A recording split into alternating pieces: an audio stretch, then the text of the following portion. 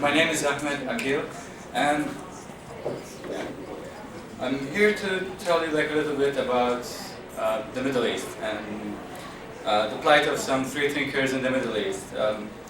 I've never done this before, so just bear with me and bear with my accent.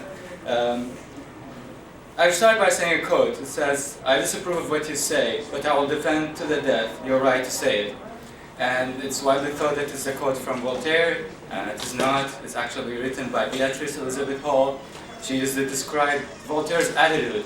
It wasn't a quote. He didn't really say that. It was his attitude towards the persecution of a philosopher that he disagreed with.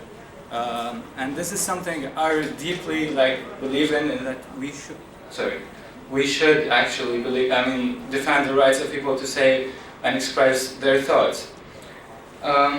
The real reason I'm here is not the quote itself, or to discuss who said it. I'm here actually, I'm not even here to talk about the importance of freedom of speech, because you are a group of humanists, you all believe in the freedom of speech, as I think, and it's a country where the freedom of speech is actually highly respected and maintained. I'm here to tell you that in some parts of the world, especially near where I come from Iraq, and some parts of the world over there, freedom of speech is not maintained, is not guaranteed, and actually, there are many surveys that suggest that more than 40% of humans live in places where there is no freedom of expression, and even only 16% of people live in free thought societies. In some parts of the world, freedom of expression, or speech and expression, is actually punished by penalties that you may or may not be able to imagine, like some decades of imprisonment, decapitation, execution by decapitation, something that, if compared to where you live in, we think it's from the old centuries. But it's actually it happens in Saudi Arabia by the hundreds.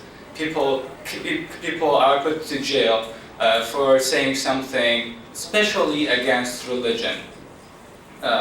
Religion and religious authorities.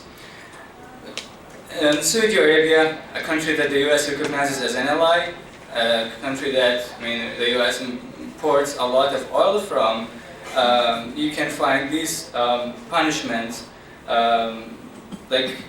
happen on a wide scale, and religion is the main excuse and drive for the persecution of political and human rights activists. It's actually religion also is what is used to decide their punishments.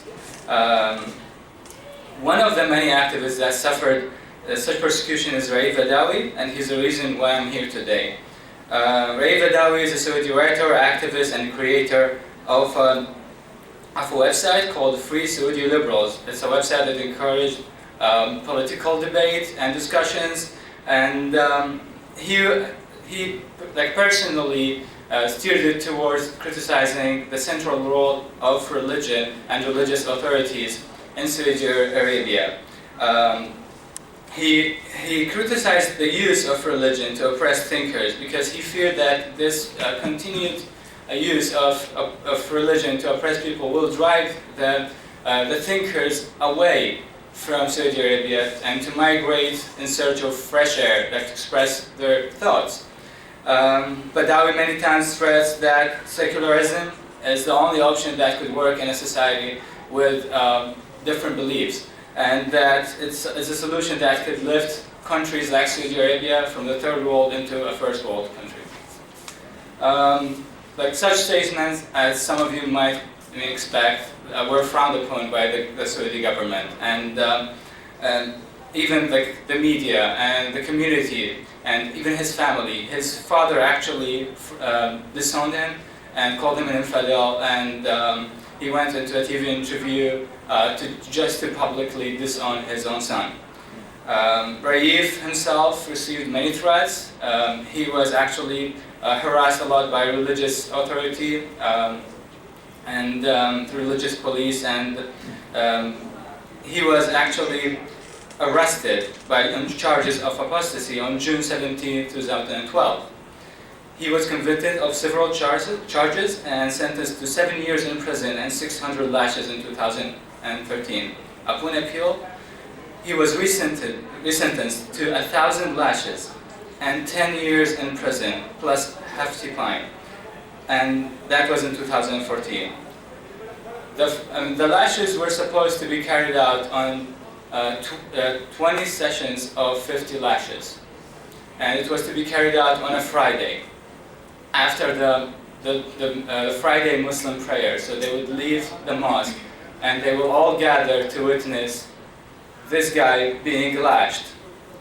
On January 9th, sorry. He's a friend of mine. I'm sorry for that. On January 9th, 2015, the first 50 lashes were administered, and there's a video on that I wouldn't recommend anyone to see it. He was standing there on a Friday, surrounded by crowds that chanted like "Great Allah" and like cheered for religion. Just watching this guy celebrating that he's getting publicly flogged. I don't care what someone does. I don't care. I don't think this is a punishment for anything. After that, the international media actually reacted in shock, and Amnesty International was involved in actually spreading the news of his flogging, and many people, many local human activists, and globally all around the world actually participated in demonstrations and protests against this kind of punishment. And Amnesty International and many other organizations actually demanded the immediate release of Raif Badawi. His wife, Insaf Haider, is actually one of the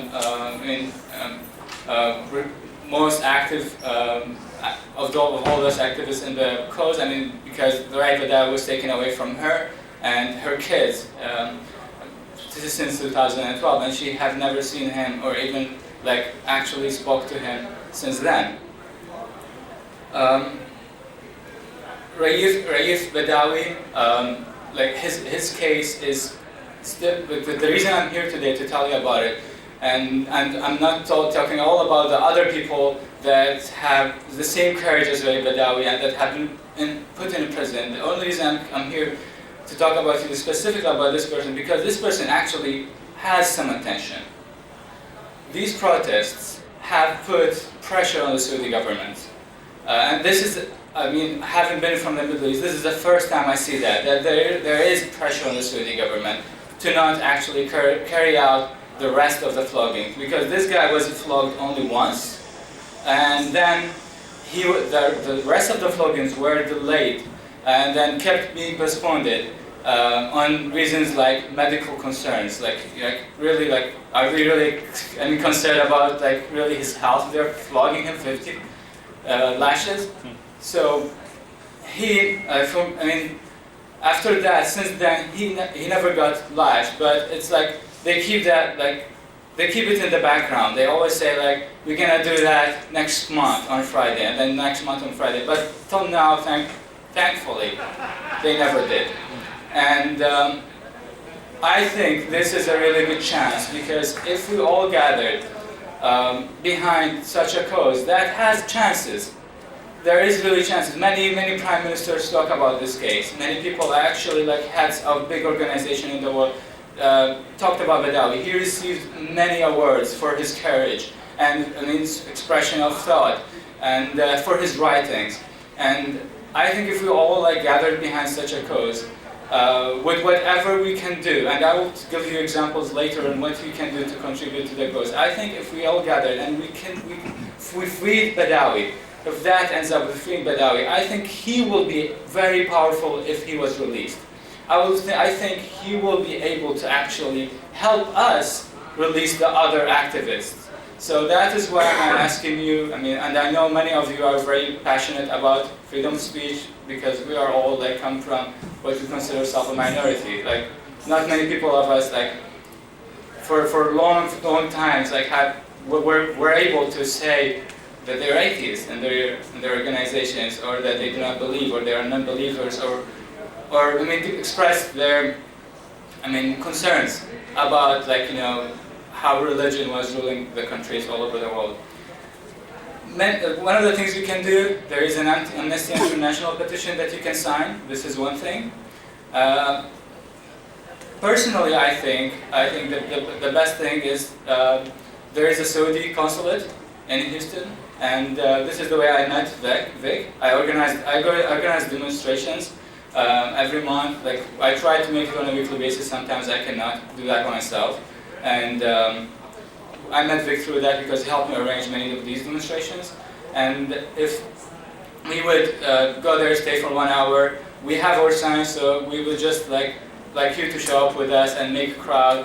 And I think this actually helps bring out some attention to the cause, especially that Houston, there is Aramco, and they have, like, it's one of the biggest oil companies in there. And they have a location here in Houston, and they have a lot, also like a huge health tourism in Houston because of the medical center. So I think Houston has some specific importance to the cause, to the relationship between the U.S. and Saudi Arabia.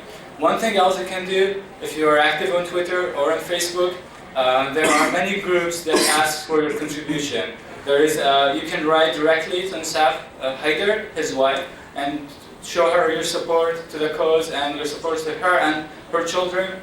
You can, there is a group called the Backlash Group, and you can search it on Facebook or on Twitter. They are a new group that have really caught media attentions, and sometimes they make like these kind of pictures that demonstrates like the need for freedom of speech, or like how you get flogged for expressing your thought. And sometimes like they would put like some with lipstick, like marks on their back, and take pictures. Sometimes they would put marks on their hands and cover their hands. So you can contribute by doing all these things, and I do think it helps.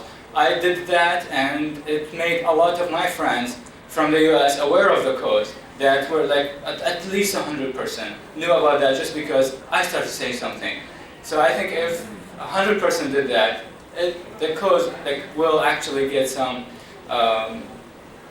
coverage. Maybe we'll get media coverage. Maybe we'll get Houston to talk about it. Maybe we'll get the mayor of Houston someday to talk about it. We don't know, but what I know is I want to try. I'm sorry for your time, taking too much of your time, and thank you.